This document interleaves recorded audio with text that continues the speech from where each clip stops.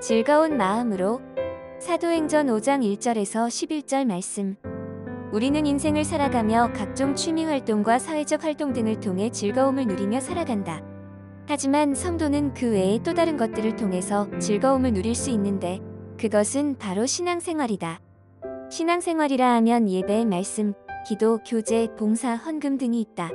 하나님께서는 성도가 신앙생활을 할 때 억지로 등 떠밀려 하기보다 자원하는 온전한 마음과 기쁘고 즐겁게 하기를 원하신다. 하지만 어느덧 신앙의 연조가 깊어갈수록 신앙생활에서 처음 느꼈던 기쁨과 즐거움은 사라지고 부담과 염려로 신앙생활을 해나가고 있지는 않은지 생각해 보게 된다.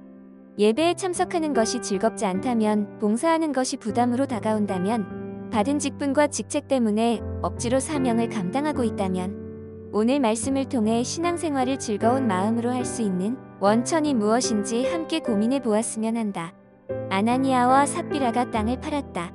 그 목적은 땅 판 값을 헌금으로 들여 사도들을 통해 연약한 사람들을 돕고자 함이었다.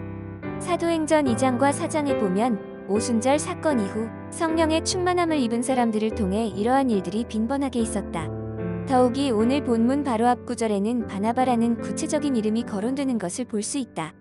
하지만 아나니아와 삽비라는 땅 판 값의 얼바를 감추고 일부만 가지고 와서 전부인 척했다. 세상 염려에 전부를 들이기는 아깝고 사람들에게 보여지는 명예와 칭송은 그대로 누리고 싶었던 것이다. 이에 베드로는 그 행위가 사탄이 가득하여 하나님을 속인 것이라 선포하였고 그들은 죽음을 맞이하게 되었다.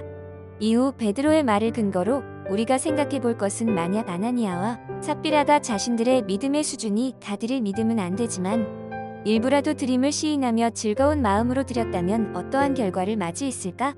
물론 생활비 전부를 드린 것이 아니라 할지라도 과부의 2렙돈을 그 누가 드린 헌금보다 많다고 하신 예수님께서는 아나니아와 삽비라를 위로하시며 칭찬해 주셨을 것이다.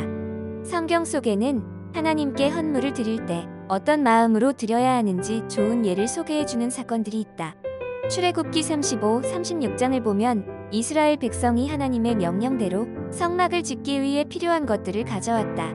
마음이 감동된 모든 자들이 자원하여 즐거운 마음으로 드리되 끊이지 않았고 쓰기에 넘치도록 드렸으므로 모세가 백성들에게 이제 그만 가져오라고 말할 정도였다. 종살이 하던 이스라엘 백성들이 무슨 재물이 있어서 하나님께 드릴 수 있었을까? 하나님께서 친히 애굽을 치심으로 말미암아 이스라엘이 승전하여 패전한 애굽으로부터 수많은 전리품들을 취하게 하셨다. 이것은 창세기 15장 14절에 아브람에게 약속하신 내용의 성취였다. 그러니 이스라엘 백성들은 그저 하나님께서 주신 것을 맡고 있다가 하나님께서 원하실 때 즐거운 마음으로 일부를 드린 것이다. 이것은 성전 지을 준비를 하던 다윗의 고백이기도 하였다. 역대상 29장 14절에 나와 백성이 무엇이기에 이처럼 즐거운 마음으로 드릴 힘이 있었나이까? 모든 것이 주께로 말미암았사오니 우리가 주의 손에서 받은 것으로 주께 드렸을 뿐이니다 라고 하였다. 어떻게 즐거운 마음으로 헌금을 드릴 수 있을까? 어떻게 즐거운 마음으로 땀을 흘리며 봉사와 수고를 아끼지 않을 수 있을까? 내 손에 있는 것이, 내 건강이, 내 인생이 내 것이 아니요 하나님의 것이라는 믿음이 있을 때 가능한 것이다. 이것이 바로 하나님의 은혜를 누리는 사람이다. 초대교회 성도들이 소유를 팔아 사도들의 발 앞에 둘 수 있었던 이유를 성경은 이렇게 말한다. 우리가 큰 은혜를 받아. 성도가 은혜를 받아야 즐거운 마음으로 신앙생활을 할 수 있는 것이다. 우리 모두 하나님의 은혜로 충만하기를 원한다. 아멘.